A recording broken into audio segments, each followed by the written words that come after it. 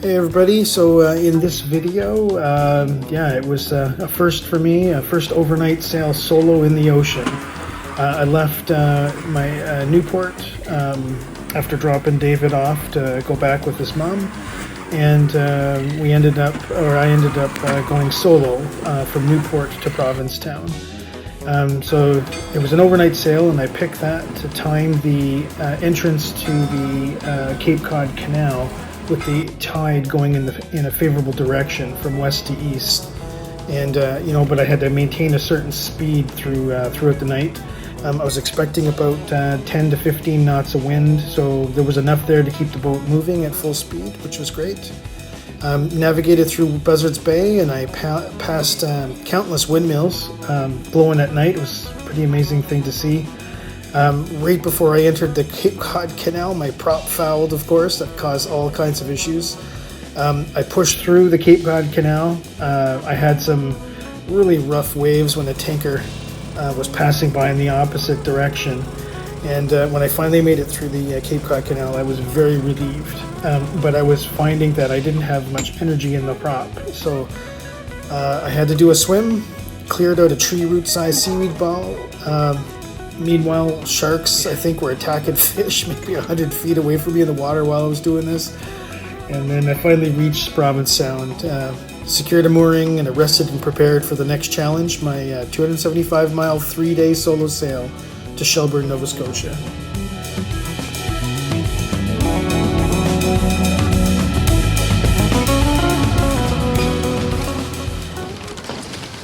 A dream was born years ago. A beat-up sailboat, no engine, no instruments, just a vision of open waters. Countless hours were poured into learning batteries, wiring, and solar, turning that old gas boat into an electric Voyager. This channel humbly shares the lessons hard-learned through that DIY journey. For 6 years, the dream grew, step by step, until finally, 1,100 nautical miles were sailed from Hamilton to Nova Scotia, breaking free from the dock. Join this adventure, exploring new seas, tinkering along the way, chasing freedom with no fixed horizon. Subscribe and sail along.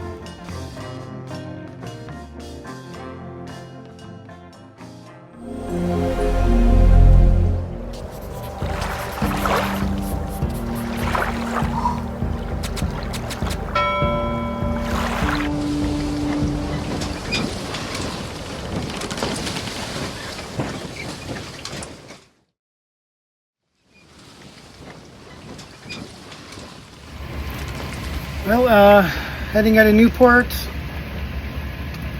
Just got the, I put 2 reefs in the main. It'll be going out at night.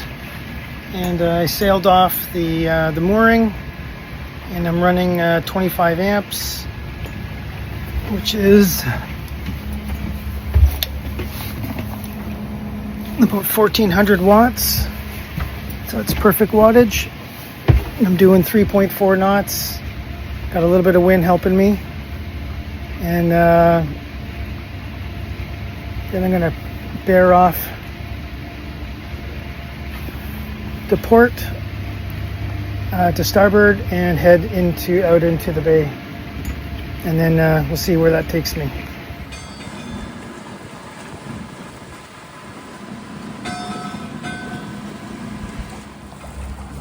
There's Fort Adams.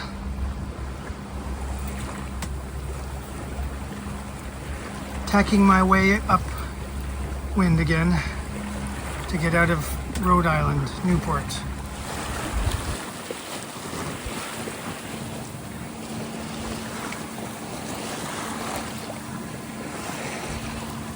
A lot of sailboats.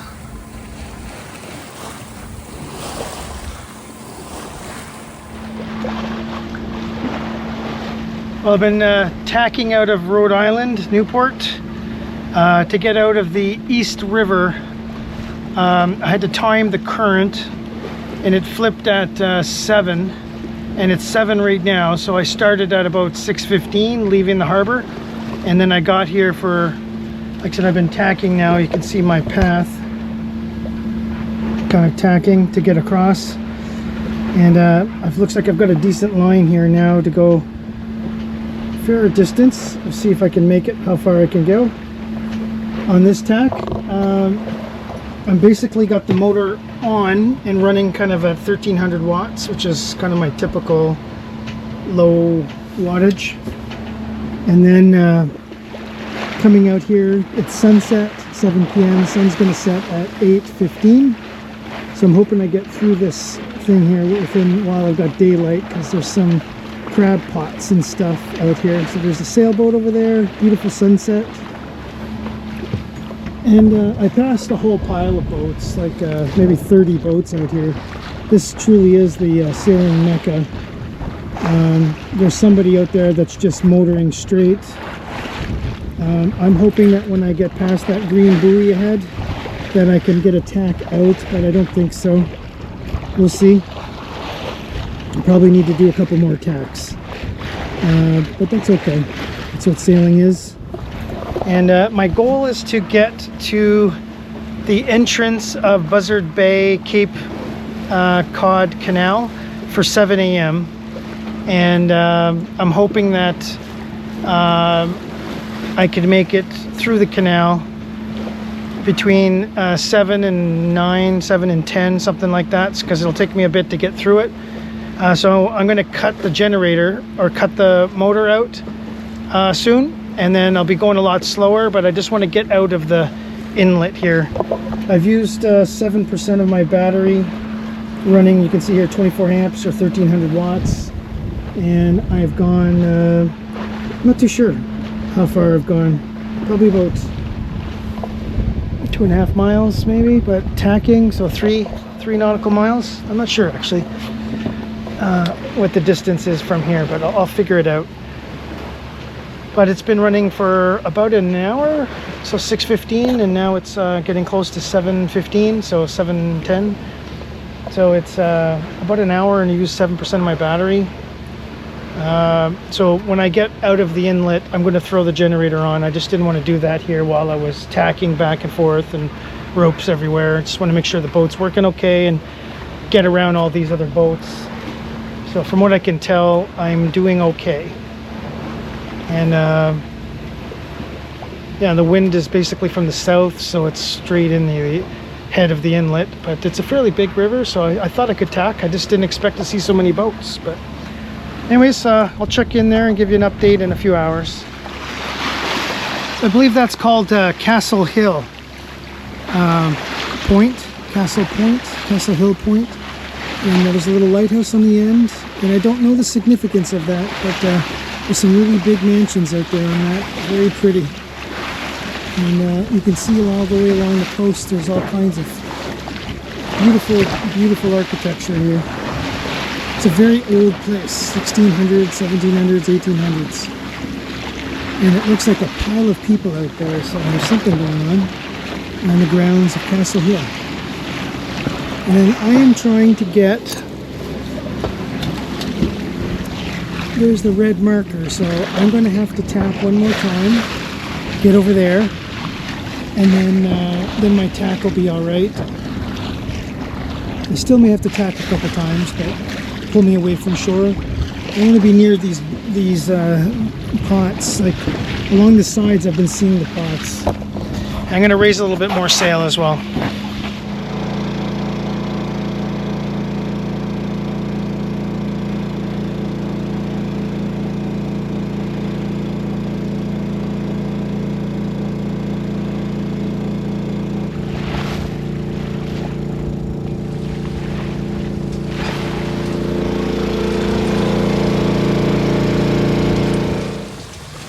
Thanks to all the sponsors of the channel and our Patreons. Couldn't be making these videos without you.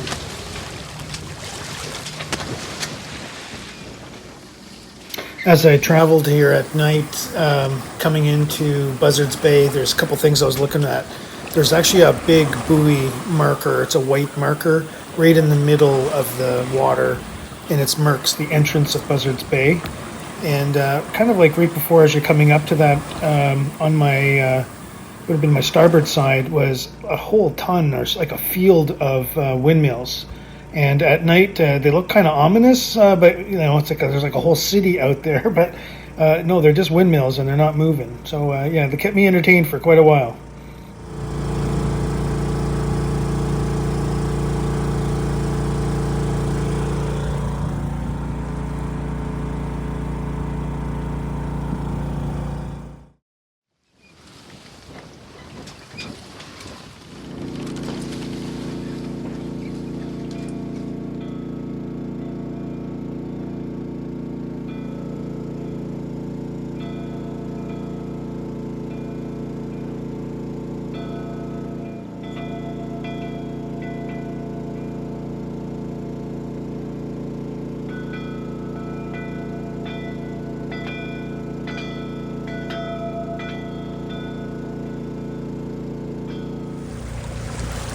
There's the first couple bridges. You have to go through that railway bridge. That's the one with the red lights on the left.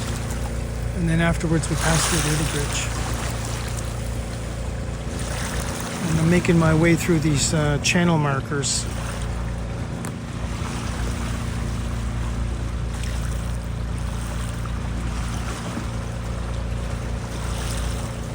You can see all the blinking lights. That's the red one.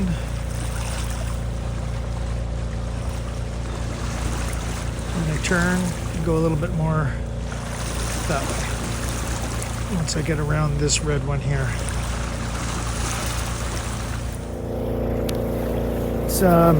It's been a long night. I'm still feeling pretty good. Lots of energy. I think I'm ahead of the peak by about 45 minutes. So I think that it's going to be safe to pass. I think I'll get through it with about an hour to spare, providing everything keeps working.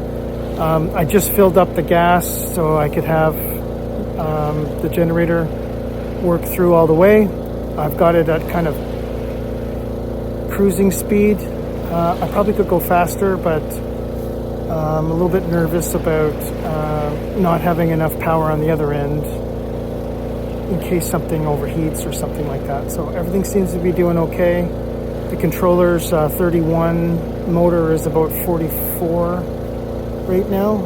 And yeah, it's about 4:30 in the morning, and I'm about 15 minutes from my turn off into the canal, and then I'm an hour from the actual canal itself. So once I get in the canal, there's no turning back. I gotta go. So I've got a couple of things here. As I was coming up into the Cape Cod Canal from Buzzards Bay side, I wanted to time it so that the current had just flipped and was starting to go into the channel. And it takes about, maximum 2 hours to get through the channel. So I wanted to be at the crest of the curve, and that way I'd always have it with me instead of against me, because, at the peak current, 4 knots, it's just too much to overcome. And then the other thing that happened to me here as I was coming in is this is right where I got fouled. It was right here at the entrance of the, in the channel markers. There was some seaweed or something, and it basically did a root ball on my prop. And then that made me lose quite a bit of energy to go up there. And it was actually like fishtailing in a car on a snowy road. That's actually what the boat was doing as I was going down. I'd lost steerage. I couldn't go fast enough. So it was pretty interesting. That tanker that went by created these waves that are sort of like, I've been going through them for like 10 minutes because they're way off. The current, they keep hitting the banks and bouncing in the middle.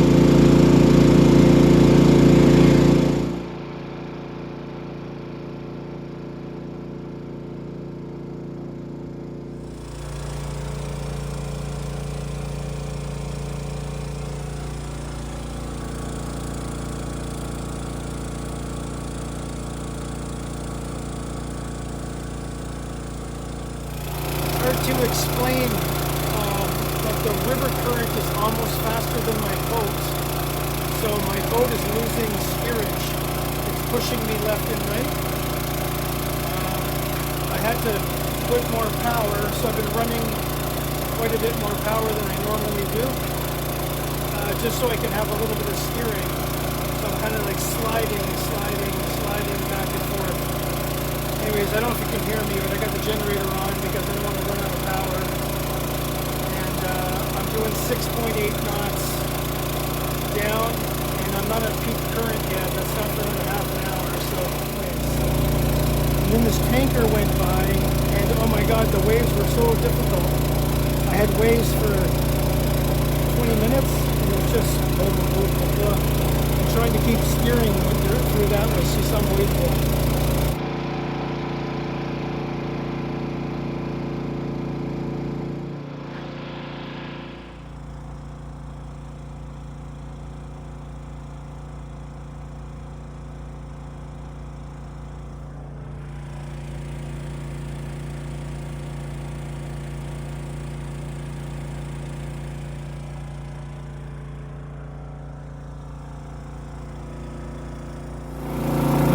Made it through, I think. Just a little bit further to go. We're still moving fairly quick. You can see by the bank here.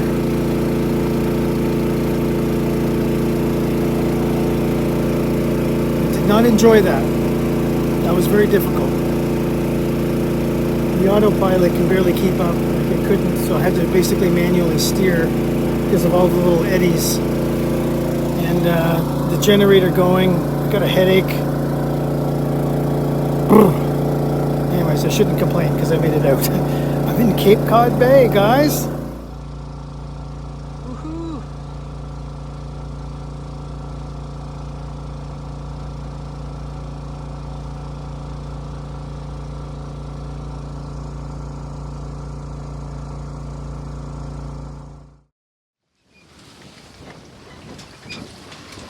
Pretty sure I have a fouled prop. There's like I turned off everything, and there's like a vibration in the prop. So yeah, there's got to be something tied up around it. I'm only able to motor at 2.5 knots, almost 3 knots. Where usually I'm doing like 4. So I'm going to go underneath there and see what it is. It's cold, 66 Fahrenheit, which is, I don't know what that is, but it's cold. So I'm going to wear the wetsuit. Well, I got my knife, and I'm going to see how cold this water is.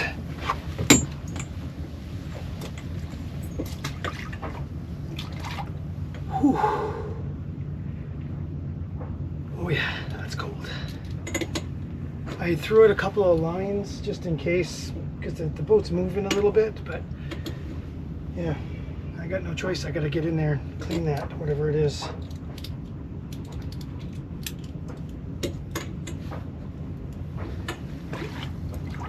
At least I can see. It's clear.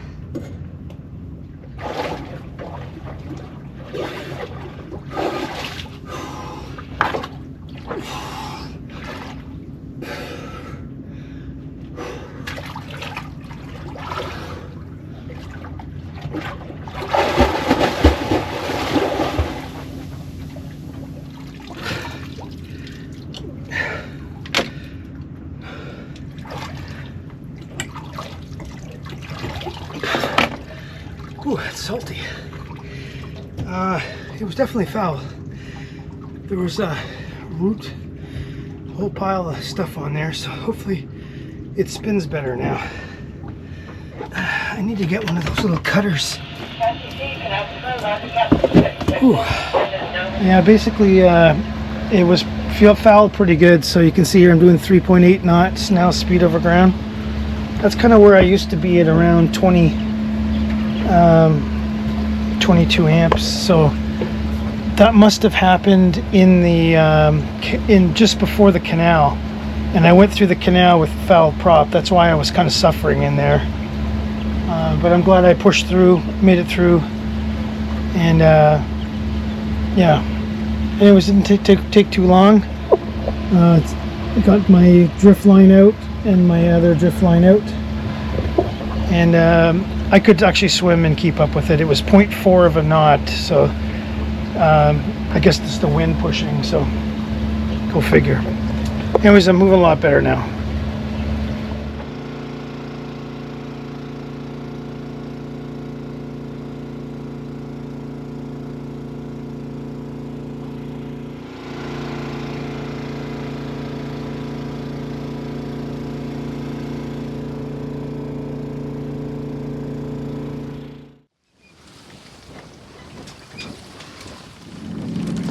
Well, I made it here to Provincetown,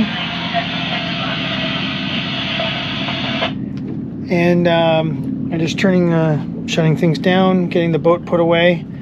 I just realized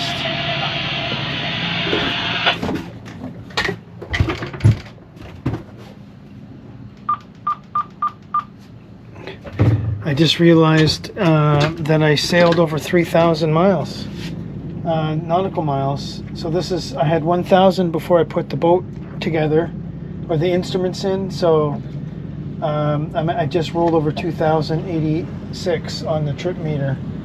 That's ever since I've installed these, and I had about 1,000. I think I had like 1,200, but I'm just adding 1,000. So 20. So I have 3,088 nautical miles on this boat now. And I'm gonna have to figure out the trip from Hamilton to here, but that was pretty far. And I've got one last leg. I've got I think 240 miles left to shoot across from here to Shelburne, Nova Scotia. And yeah, excited. Now I'm gonna go to shore and stretch my legs, because I've been on the boat for a while. Yeah, almost 20. I did an overnighter. I left at 7 at night, sailed all night, sailed all day. No, less than 24 hours, and I was here. So yeah, I made good time. Hey guys, so made it here to Provincetown.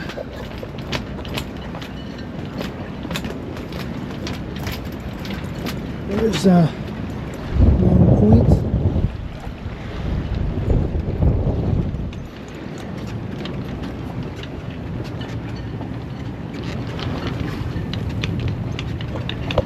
And one comment I have about the place is that I'm going to say it's relatively sheltered, but with the heavy winds, there's quite a bit of wave action in here, so I don't really see much difference being on a mooring ball or being on anchor. There is a breakwater, and there's some marine or mooring balls over there run by a different group, but I didn't pick those. But just over here, they're about the same as being on anchor. The only difference being is that well, hopefully the mooring balls don't break. We're going to get 20 knots to 35 knots of gusts late today or tomorrow. I can't remember now. Losing track of my... just give me one sec. But anyways, this big wind that's coming in, I believe it's Friday, and then there's a thunderstorm and stuff like that. So I thought it would be better for me to be kind of tucked in here with the mooring balls instead of out at anchor, a little bit more isolated.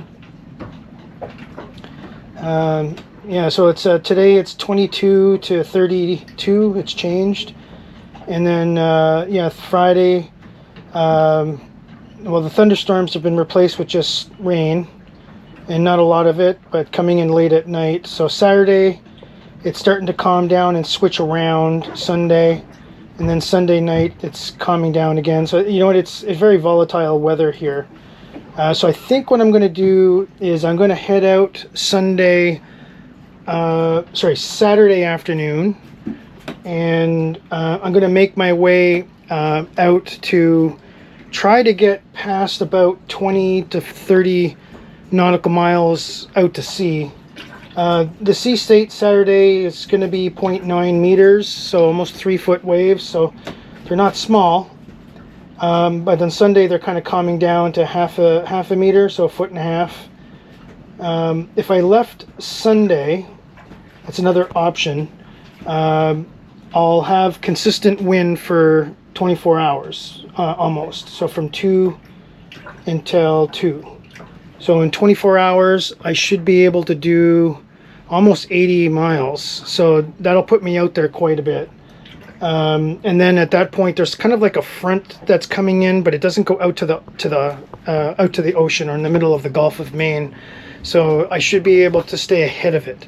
If I get caught in it, I'm going to lose my wind, and then it's going to come from the northwest for a little bit, which is against the water. The waves are coming from the southeast, so it's not exactly the best situation to be in, because I'll have wind pushing me this way and waves pushing me that way. So I'll be in like a cauldron for a while. I don't think I'm going to enjoy that. But if I get out early enough, which is tempting me to leave Saturday, then I'll have Saturday and all day Sunday, and I'll probably be almost halfway to Shelburne by then. And once you kind of get out far enough, from what I can tell, the wind is always from the southeast for the next 4 days, or sorry, south, southwest, southeast, for the next 3-4 days once I get out far enough.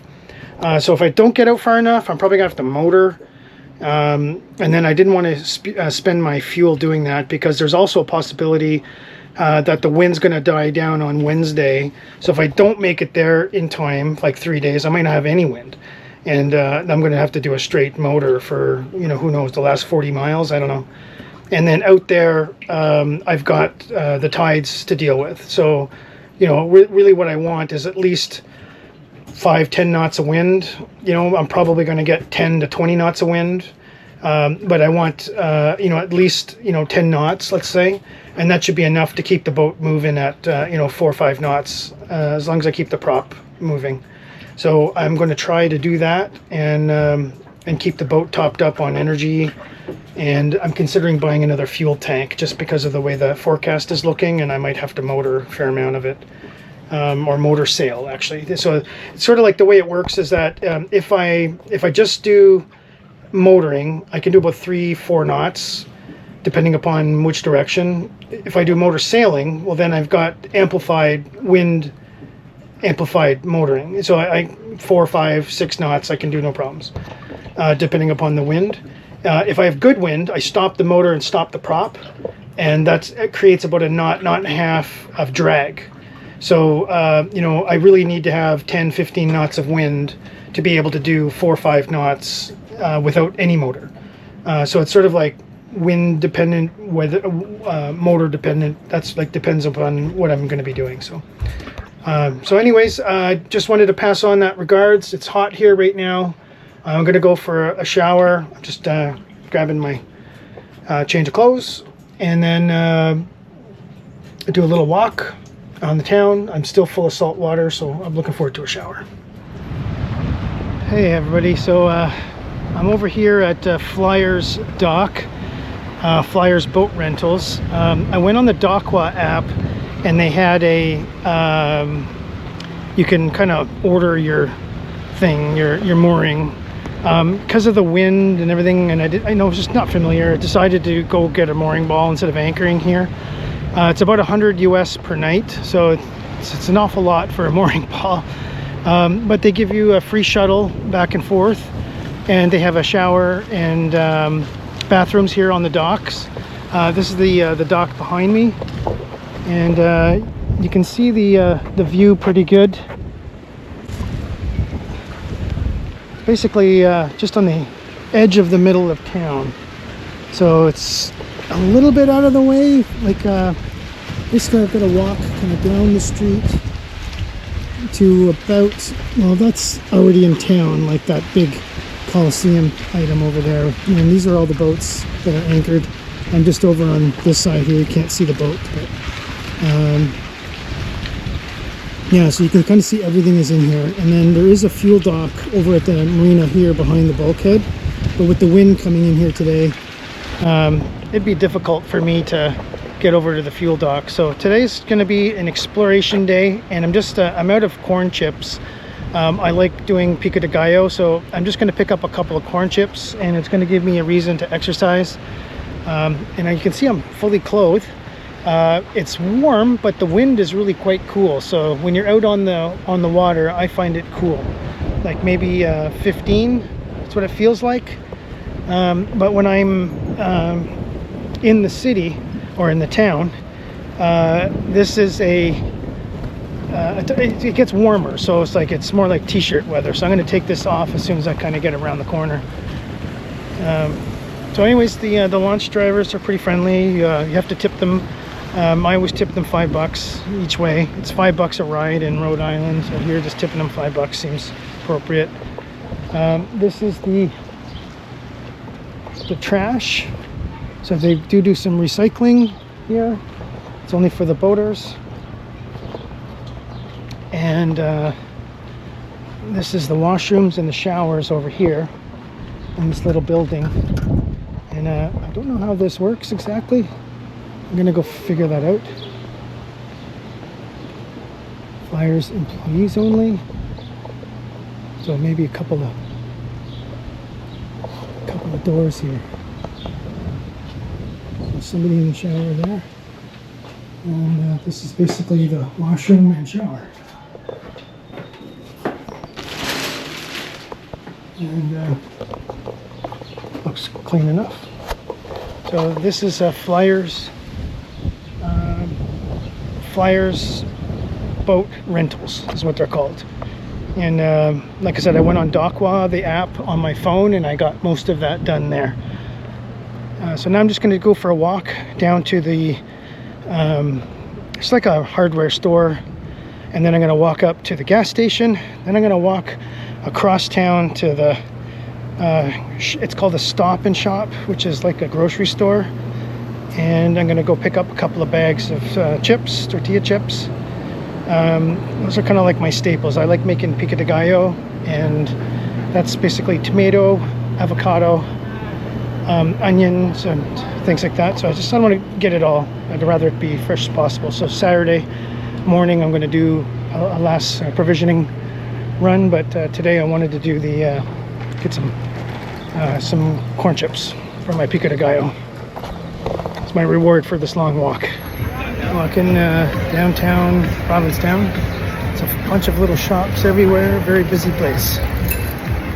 Lots of people, cars, bicycles, mopeds, and all the shops are like touristy shops, little restaurants. And this is a very non-street area, so lots of whatever you can imagine you're seeing here. Pilgrim Monument. This you can see from a long ways away.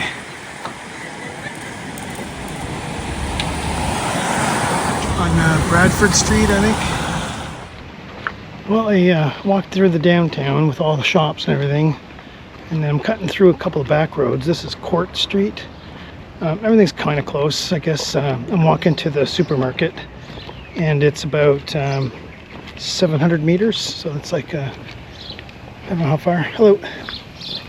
So I'm this is where the homes look like, well manicured, most of them, and there's businesses in the middle of everything. So down where I am, it's like not where the locals would go. This is the tourist area, so it's just full of like bars, restaurants, pubs, tattoo parlors, fudge, ice cream, like anything you can think of is over there. So I'm walking over to the supermarket just so I can see where it is, and then give me something to do today. Then I'm gonna get back to the boat and finish off my day of work. I did some meetings today already, and I followed up with a couple problems the guys were having, so I'm working my way through that. So I'm just going to check in at the end of the day. But in the meantime, I said, well, I'm going to go for a walk and see a little bit more of Provincetown. Oh, barber shop. And tomorrow I'm going to have a bit of a leg to do. I have to go to a gas station, and I have to go downtown to pick up a gas can through all the people. So I'm going to figure out kind of how to do that. But I'll try to do that first thing in the morning before it gets too hot, because right now it's about 3 o'clock actually, and it's very hot over here. It's cool on the boat because of the wind, but over here on the shore, everything's very, very warm. The heat from the pavement. So anyways, this is the street, going over to the shopping here. Just bicycling here. It's very pretty. I'll tell you one thing, having the bike gives you a little bit more mobility to get around and see things that you wouldn't normally see anywhere else. So It's actually pretty reasonable. I made it all the way over to the point. What do they call it? The sand point? Long Point. And then they have the salt marsh there. And now I'm just taking a back road in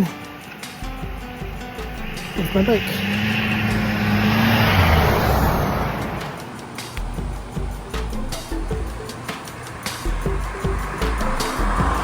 Gale Force bikes.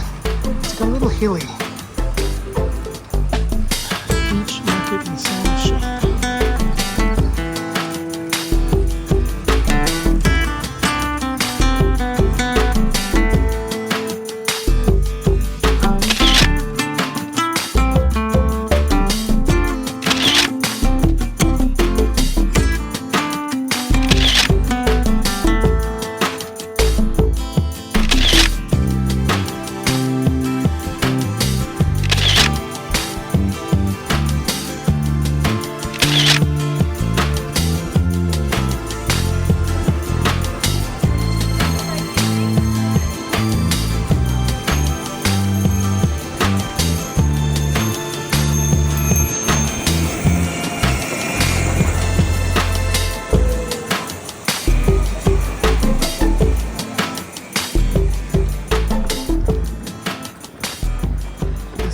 Malcolm coming in here on the launch.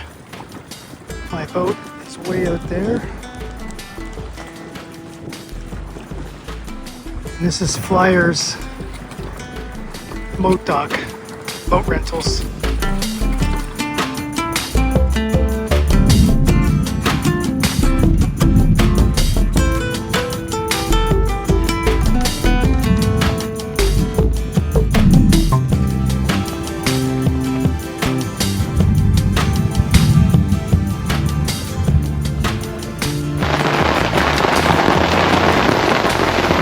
There you go.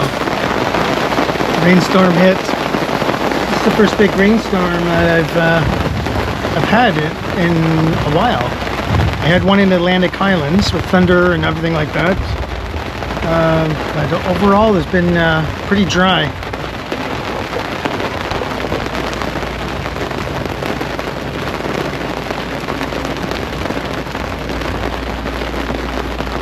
That's Long Point over there.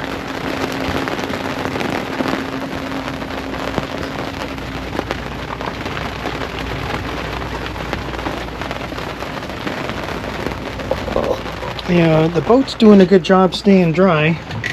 I'm hot. It's like 26 Celsius here, but I've got one problem. You can see it here. It's leaking down the mast. So I get a little bit of water there, but I taped up my window, my hatch.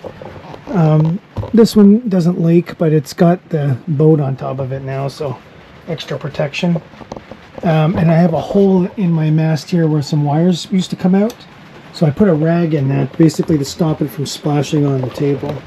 But I don't know how to stop this one. It's like it just wants to come in here.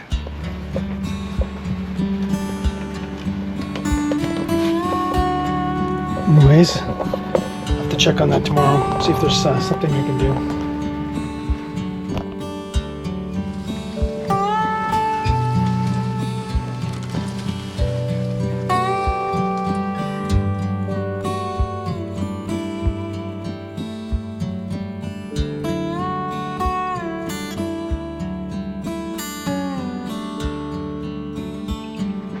Hey everybody, it's Saturday the 26th, day before I'm leaving to Nova Scotia. I'm going to be leaving first thing in the morning, so I decided to do a couple things. One is I'm making a stew. So that's my stew, and basically I get that on there and I cook that. It takes about 35 minutes, and I just got to make sure the keep warm is off. And then what'll happen is that it'll cook and then just stop on its own. I made myself another tea. And because it's beef stew, I always buy a roast. So what I did is I chopped up the roast, and I'm going to use 2 for the next few stews. So what I do for that is I actually have a vacuum sealer kit. So when you buy the beef, sometimes they come vacuum sealed. This particular one was vacuum sealed roast. So what I'm doing now is when I cut it, I'm basically kind of making it into steaks, and then I'm using the vacuum sealer here. I'll show you how that works. Basically to extend the life in the fridge. That's the primary reason for that.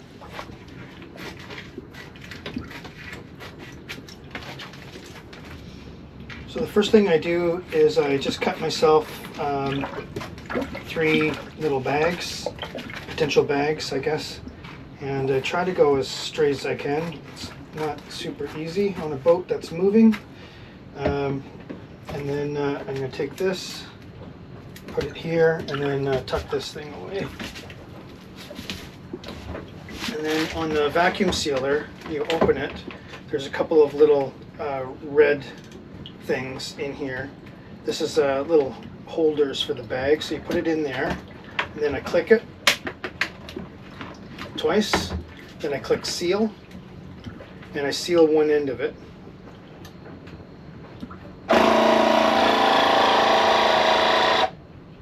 And then you want about a 1-inch overlap with the meat, so I'll show you how that looks. So you can see here I've got quite a bit. I've got like 3 inches overlap, so I've cut these too big, but set that to moist, normal, and then I click vacuum seal, and it sucks all the air out.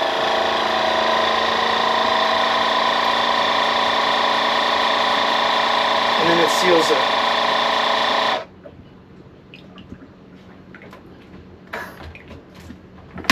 And now I have another perfectly good seasoned or sealed meat that can be stored in the fridge. And I find that this lasts longer. If I don't do this, then the meat lasts half as long.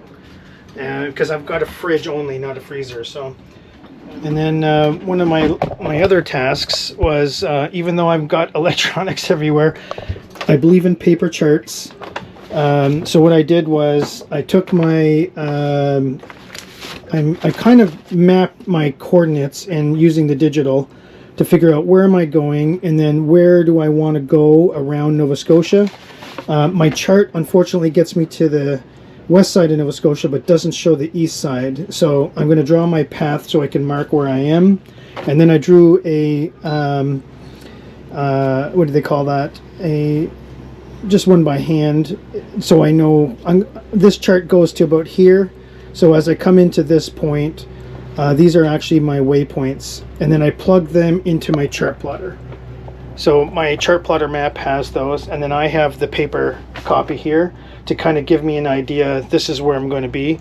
This is like, okay, that chart plotter failed, my phone failed, I have a backup phone, and I've got paper, so I've got all kinds of, you know, backups. So let's just say the worst case happens, I'm out there, I get hit by lightning, the boat survives, but all my electronics are dead, I have no motor.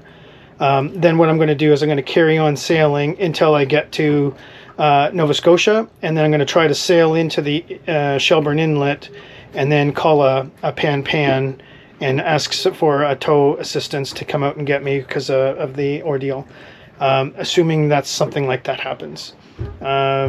So that's kind of where my goal is. I got my chart plotted. I'm cooking a stew, and then I'm vacuum sealing up the last meats that I have. So if I want to cook something on the way, I can just open it up and do a quick fry. I find that this pan works really good even underway because the boat's moving quite a bit. I can use this as well, and it's just when it's really big. Like sometimes you get some rollers that really knock you over. And so for example, I took my toaster oven, which I hate, because I'm trying to give up toast, but you know, it's here if I need to warm up something or do something. So I took it off because there was a roller that actually threw it into the sink. So if you can see here and you can imagine, my thing fell over the soap dispenser and actually into the sink. It was hanging by the cord back there. So I was like, okay, that's a bit much. So I'm going to take it out this time, and then I've kind of gone around everywhere on the boat and everything is relatively sealed. I don't really have anything that is out in the open. All of this food is going to be here in the baskets. Once I get underway, I just want to get this all done tonight. And then, sorry, I do have one more thing that I need to do. I need to dive under the boat. I just want to make sure that I don't have any fouled props, because I've had that twice now, and I just want to start off knowing that my prop isn't fouled. And providing I don't sail through some seaweed and get a big mess in there, that will be good. Because, yeah, it's a bit of a pain. Like, I seem to, when my prop was getting fouled, the same amount of energy knocked my knots down from 4 to 2.5. It was pretty significant fouling that I had. It was like a root cluster, and I had to go in there with the knife and cut it all out underwater. And the water's cold, so doing that in the ocean I don't really want to do. So I'm hoping that I can make it there okay without getting any foul props. Considering I'm going through the ocean, and it's pretty deep, 100 meters deep, so that's like 300 feet. I don't think I'm going to be anywhere close to that. Where I got prop filled was two places. One was Hudson River near an exit. So I think there was seaweed underneath that the blades from another boat, kick up, and then I just happened to come into the clump. And the other one was going into the Cape Cod Canal on Buzzards Bay. I had the same problem. I was going right through the markers, and all of a sudden, I felt the boat slow down. Like, okay, I hit something. I actually didn't know what it was, because all the reports talk about eddies and how it really affects the boat, and the boat went sideways and a bunch of things all at the same place. So I'm guessing that's where I got fouled, because after that, it was like, man, I tell you, it was hard and awkward to run the boat. So I'm just going to make sure I'm going to do that, give the chance of the water to heat up. It's 70 degrees. I don't know what that is in Celsius. My instrument is in Fahrenheit, so 70 degrees Fahrenheit. But that's warmer than out in the middle of the bay where I cleared it out last time, which was 66, I think it was, when I jumped in there with my wetsuit. So today I'm not going to use my wetsuit. I'm just going to jump in really quickly and then just double check, make sure that there's no foul. And then yeah, tomorrow I'm going to be leaving at 4 in the morning. And I picked daylight hours because there's just a crap load of crab pots everywhere here. Crab pots, lobster pots, so they got the markers out everywhere, and it's not like a little bit, it's a lot. I must have sailed through 50 on the way through Cape Cod to here, navigating the Cape Cod Canal to Provincetown. So when I go around the corner, I just want to make sure I don't catch anything. And I have to go through a couple fishing zones near the Nova Scotia side too, so I'm going to try to time it so I'm there during the day and with the tide. So yeah, I got a lot ahead of me to consider, but we'll figure it out. We'll get there. Hey everybody, so finished diving down on my prop. I still had a little bit of seaweed on it, so I just wanted to double check that. So I got more of it off, and it's pretty much clean now. There was some kind of like jammed in on one part of it there, so anyways, I think I got most of it off there. Now I could move it pretty freely with my hand. Made some soup or stew. I'm just going to transfer it to some silicone bags, put it in the fridge, so I'll have one for tomorrow and then one for Monday. That'll give me a hot meal both days. And I might yeah, I'm not too sure what else, but I gotta call the Customs and Border and let them know I'm leaving within 24 hours. And then I'm not too sure if I'm supposed to call the Coast Guard or not to give them a trip itinerary. I'm just going to do some research on that.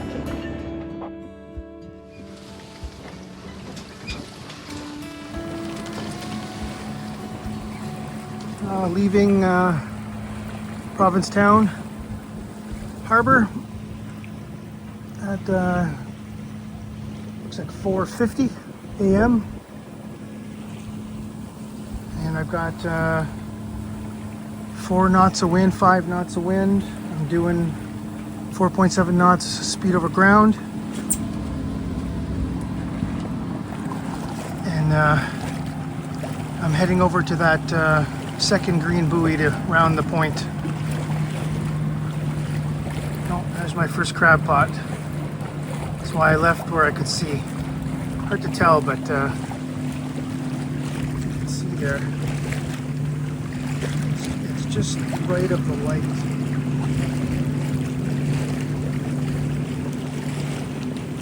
There it is. got it. Those are the crab pots. So leaving at night's, I think, a little precarious here. Well, I've got a plan. I'm going to stick with it. Basically going to try to make my way to Shelburne, Nova Scotia. So it'll take me a couple of days before I see land again. And I'm going to be going basically about 50 hours. So today is, it's 5 in the morning now on Sunday, the 27th. And I'm going to be Monday, 5 a.m. and then Tuesday, 5 a.m. and I'll see land Tuesday. So I'll be looking forward to that. On my way, a little nervous. It's a long way to go. It looks like the water is slowly calming down though, so it'll be kind of calming down and almost I'll have to motor tomorrow, I think, during the day for a bulk of it. So we'll see how that goes, but I've got 4 cans of fuel in the generator, so I'm hoping that all works out okay.